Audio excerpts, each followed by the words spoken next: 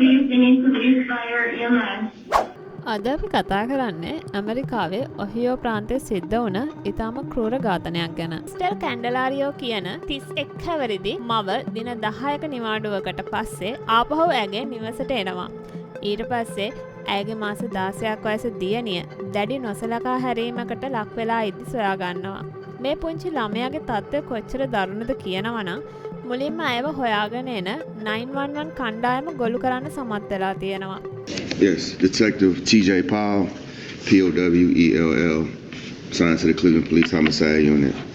I was the lead detective investigator on this case, and I can honestly say, Your Honor, in my 17-year career as a Cleveland police officer, this by far is the most horrific case I've ever had to investigate. Being a 1991 සැප්තැම්බර් 11 වෙනිදා උපත ලැබූ මේ crystal කැන්ඩලාරියෝ 2016 දී ඉක්වදෝරයේ ඉඳලා ඇමරිකාවට එනවා.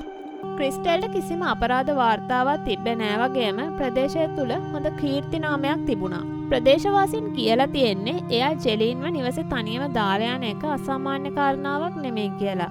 Crystal ඇගේ ගිම්හාන නිවාඩුව සැලසුම් කරනවා. ඇය ජූනි 8 වෙනිදා ඉඳලා ජූනි 11 වෙනිදා වෙනකන් පෙම්වතා හමුවන්න පුවර්ටෝ රිකෝ වෙත යාමට සැලසුම් කරනවා.